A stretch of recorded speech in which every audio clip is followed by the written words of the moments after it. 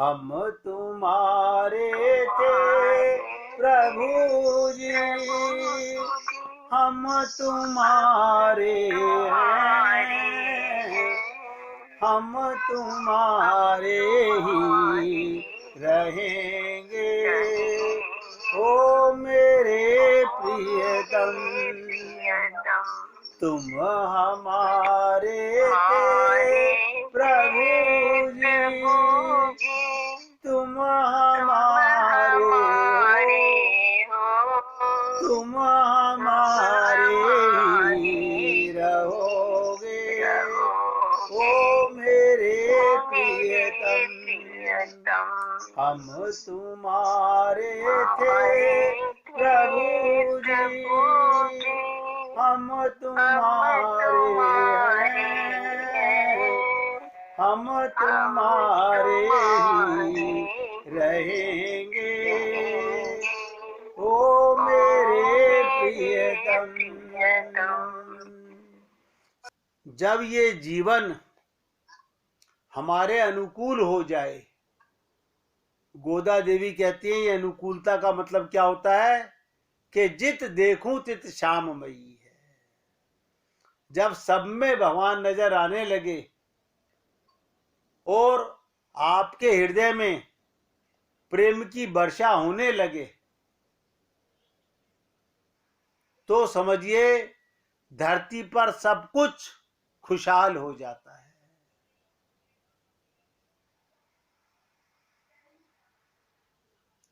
कहते हैं पूरी पृथ्वी पर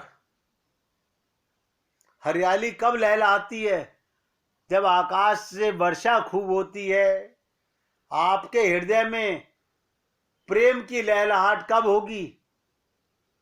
जब अंदर भगवान से प्रेम जितना बढ़ जाएगा। ये मैं का जो अहंकार है जीव को गलाता नहीं, ठोस बनाता है।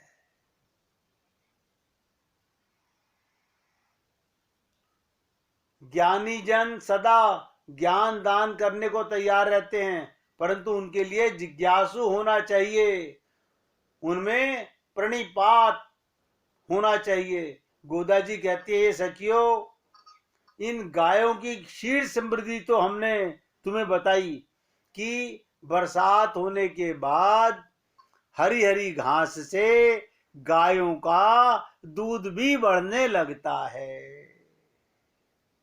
इसी प्रकार जो जीव भक्ति मार्ग पर चलता है, प्रेम मार्ग पर चलता है, उसके हृदय में भगवत प्रेम उछाले लेने लगता है।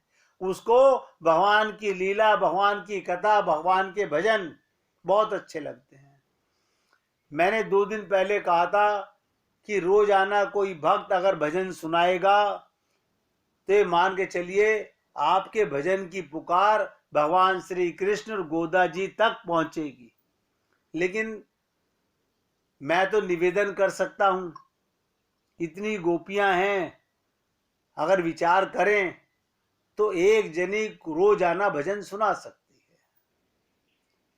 इसलिए आज कोई गोपी जरूर तैयार रहिएगा, जब पासुर पूरा हो तो भजन सुनाने के लिए। जिस प्रकार कबूतर के गले में पत्र बांधकर उसे भेजा जाता है, ध्यान से सुनिएगा। पहले जमाने में क्या करते थे? कबूतर के गले में पत्र बांधकर भेजा जाता था।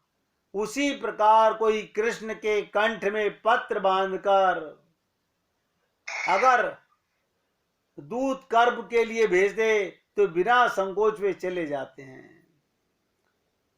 कहते हैं इसी प्रकार से गाय छोटे छोटे बच्चों के अधीन होकर उनके इच्छानुसार काम करती हैं। भगवान तो आपके संदेश वाहक बनना चाहते हैं। कोई भी भगवान को बांध सकता है। कहते हैं बिना तृण जल के भी केवल श्री कृष्ण के स्पर्श से महाराज दशरथ के शत्रुंजय हाथी के समान हिष्ट पुष्ट रहता है। तो गोदा जी कहते हैं, ये सखियों, इस पासूर के गूढ़ रहस्य में अर्थ को बहुत एकाग्रता से सुनिएगा।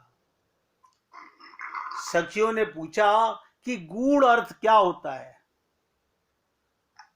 अब बहुत से लोग पूरी गीता सुनने के बाद कहते हैं कि गीता का गूढ़ अर्थ क्या है, जिसे बहुत से संत महात्मा महात्म के हिसाब से बताते हैं। ऐसे श्रीमद् भागवत महापुराण का महात्म क्या है, ऐसे ही रामचरित मानस का महात्म क्या है, हमारा सत्संग में आने का महात्म क्या है, कि हमारा हृदय संसार से हटकर भगवान के प्रेम से भर जाए। जैसे हमारे हृदय के पात्र में संसार भरा हुआ है। याद रखिएगा, बहुत से लोग पूछते हैं कि संसार को निकाला कैसे जाए। एक बड़ा जीवंत प्रश्न बता रहा हूं, लोगों के मन में आता है, जिनको हमने अपना मान लिया, जो हमारे हृदय में जगह बना चुके, हमारे परिवार, हम उनको निकालें कैसे। मैं कहता हूं, आप उनको ध्यान से सुनिएगा, निकालने का प्रयत्न मत कीजिए।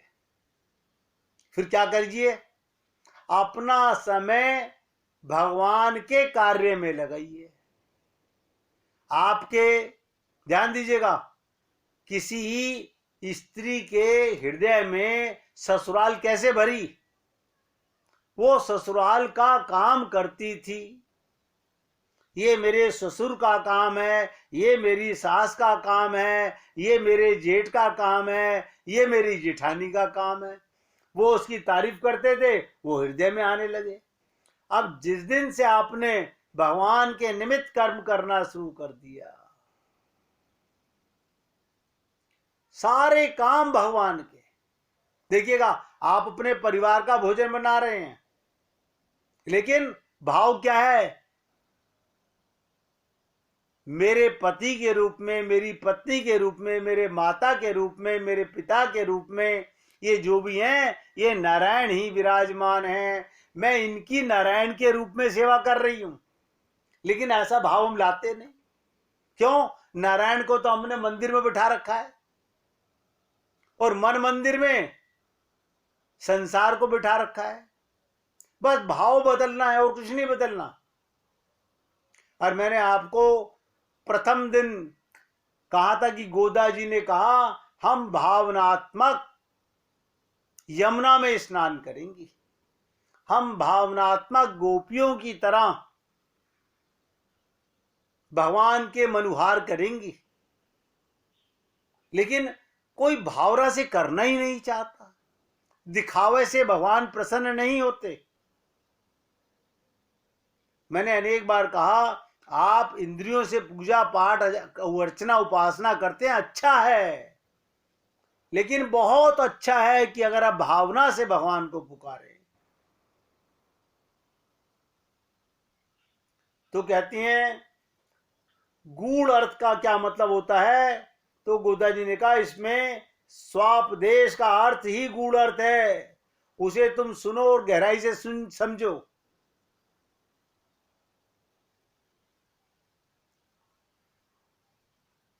कि ज्ञान ही 3 बार की वर्षा है। ज्ञानी पुरुष धान हैं, उनके अनुगामी लोग मछलियां हैं, और भगवान के गुणों का आस्वादन कमलों का मधुपान है। रसिक जन भ्रमर हैं। अर्थ पंचक के ज्ञान से परिपुष्ट आचार्य गौ हैं, उनका ज्ञान ही दुग्ध है। शिष्य गण कलश हैं, ये ज्ञान चेतन का नित्य संपत्ति है। क्या मतलब? ध्यान से सुनिएगा।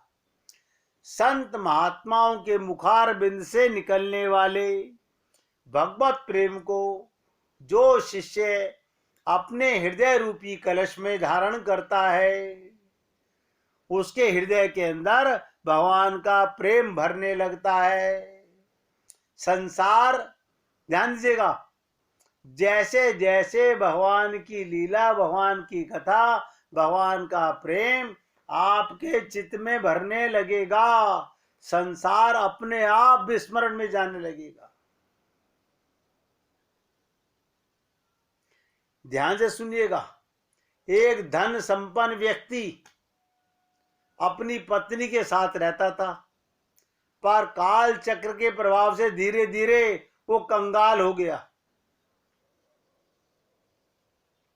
उसकी पत्नी ने कहा कि संपन्नता के दिनों में तो राजा के यहां आपका अच्छा आना जाना था, क्या अब गरीबी में वो हमारी मदद नहीं करेंगे? ध्यान दीजिएगा, जैसे श्री कृष्ण ने सुदामा की मदद की थी, पत्नी के कहने से वो भी सुदामा की तरह राजा के पास चला गया। द्वारपाल ने राजा को संदेश दिया, द्वारपाल ने राजा को संदेश दिया, एक निर्धन व्यक्ति आपसे मिलना चाहता है और स्वयं को आपका मित्र बताता है। ध्यान दीजिएगा, राजा भी कृष्ण की तरह मित्र का नाम सुनते ही दौड़ चले और मित्र को इस हाल में देखकर आंखों से आंसू बहाने लगे और पूछा, मित्र बताओ मैं तुम्हारी क्या सहायता कर सकता हूं? मित्र ने समझाते हुए कहा, अपना पूरा हाल क्या सुनाया, चलो मैं तुम्हें अपने रत्नों के खजाने में ले चलता हूं। कहते ना, जाकी रही भावना जैसी, प्रभु मूरत देखी तिन जैसी। राजा रत्नों के खजाने में ले गया, वहां से जी भर के अपनी जेब में रत्न भर के ले जाना। क्या कहा, जितना तुम ले जा सकते हो यहां से भर के ले जाना, पर तुम्हें केवल 3 घंटे का समय मिलेगा, केवल 3 घंटे का। यदि उससे अधिक समय लोगे तो तुम्हें खाली हाथ बाहर आना पड़ेगा। ठीक है चलो। वो व्यक्ति रत्नों का भंडार और उनसे निकलने वाले प्रकाश की चकाचौंध देखकर हैरान हो गया, पर समय सीमा को देखते हुए उसने भरपूर रत्न अपनी जेब में भर लिए। वो बाहर आने लगा तो उसने देखा दरवाजे के पास रत्नों से बने छोटे छोटे खिलौने रखे थे, जो बटन दबाने पर तरह तरह के खेल दिखाते थे। उसे सोचा, अभी तो समय बाकी है, क्यों ना थोड़ी देर इनसे खेल लिया जाए। एक एक शब्द ध्यान देना। पर ये क्या, वो तो खिलौनों के साथ खेलने में इतना मग्न हो गया, वो 3 घंटे का समय का भान ही नहीं रहा। उसी समय घंटी बजी, जो समय सीमा समाप्त होने का संकेत था, और वो निराश होकर खाली हाथ ही बाहर आ गया। राजा ने कहा, मित्र निराश होने की आवश्यकता नहीं है, चलो मैं तुम्हें स्वर्ण के खजाने में ले चलता हूं, वहां से भी जी भर के सोना अपने थैलों में भर लेना, पर समय सीमा का ध्यान रखना। उसने देखा उस कक्ष भी सुनहरे प्रकाश से जगमगा रहा था। उसने शीघ्रता से अपने थैले में सोना भरना प्रारंभ किया। तभी उसकी नजर एक घोड़े पर पड़ी, जिसे सोने की काठी से सजाया गया था। अरे ये तो वही घोड़ा है जिस पर बैठकर मैं राजा साहब के साथ घूमने जाया करता था। वो उस घोड़े के निकट गया, उस पर हाथ फिराया और कुछ समय के लिए उस पर बैठकर सवारी करने की इच्छा, उस पर बैठ गया। पर ये क्या, समय सीमा समाप्त हो गई, अभी तक सवारी का आनंद ही ले रहा था। उसी समय घंटी बजी, जो समय सीमा समाप्त होने का संकेत थी, और वो घोर निराश होकर खाली हाथ बाहर आ गया। राजा ने फिर कहा कि मित्र, निराश मत होना, चलो मैं तुम्हें रजत चांदी के खजाने में ले चलता हूं, वहां से भी जी भर के चांदी अपने ढोल में भर लेना, पर समय सीमा का ध्यान रखना। उसे देखा कक्ष में चांदी की आभा से शोभायमान था, अपने ढोल में चांदी भरनी आरंभ कर दी। इस प्रकार उसने तय किया, वो समय सीमा से पहले कक्ष से बाहर आ जाएगा। समय तो अभी बहुत बाकी था। दरवाजे के पास चांदी से बना एक छल्ला टंगा हुआ था,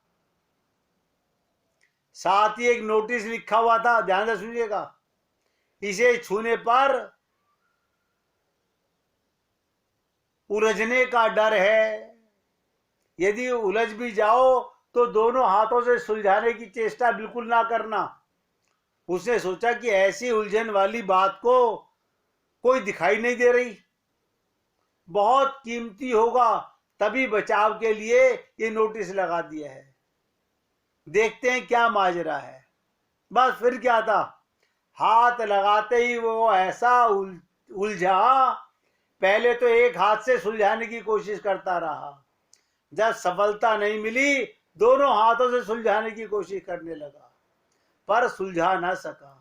और उसी समय समय की घंटी बज गई, वो निराश होकर खाली हाथ बाहर आ गया। ध्यान से सुनिएगा। राजा ने कहा, मित्र कोई बात नहीं, निराश होने की आवश्यकता नहीं, अभी तांबे का खजाना भी बाकी है, वहां से जी भर के तांबा अपने बारे में भर लेना, बस समय का ध्यान रखना। मैं तो जेब में रत्न भरने आया था, ध्यान दो, मैं तो जेब में रत्न भरने आया था और बोरे में तांबा भरने की नौबत आ गई। थोड़े तांबे से तो काम नहीं चलेगा, उसने कई बोरे तांबे के भर लिए। भरते भरते उसकी कमर दुखने लगी, लेकिन फिर भी वो काम में लगा रहा, और विवश होकर उसने आसपास सहायता के लिए देखा।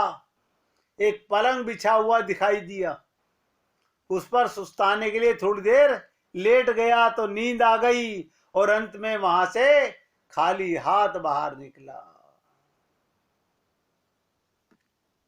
आप भी, हम भी सब इस बात को बहुत गहराई से सोचें। क्या इसी प्रकार हम सब भी अपने जीवन में अपने साथ कुछ नहीं ले जा पाएंगे? बचपन खिलौनों के साथ खेलने में बिता दिया, जवानी विवाह के आकर्षण में और गृहस्थी की उलझन में बिता दिया, बुढ़ापे में जब कमर दुखने लगी तो पलंग के सिवा कुछ दिखाई नहीं देता। समय सीमा समाप्त होने की घंटी बजने लगी। इसीलिए संत महात्मा कहते हैं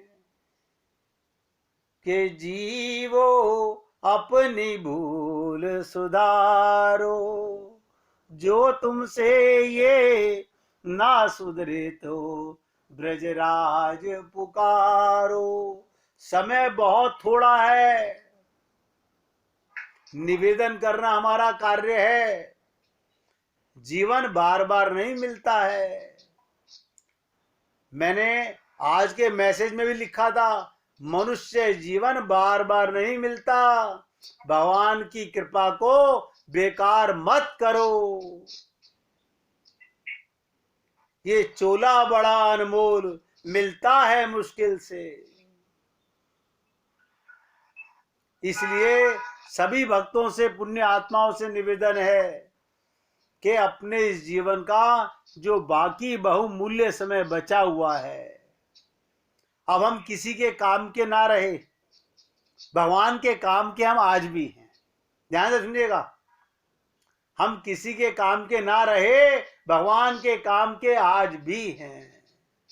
इसलिए भगवान को हृदय से पुकारोगे तो भगवान अवश्य सुनेगा। आज कौन? बोलिए वृंदावन बिहारी लाल की जय, गोदम्बा मैया की जय।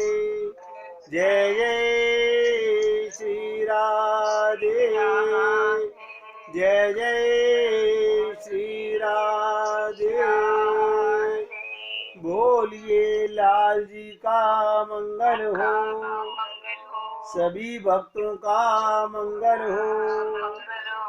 सबको राधे राधे भैया, राधे राधे जी, राधे राधे राधे जी, सबको राधे।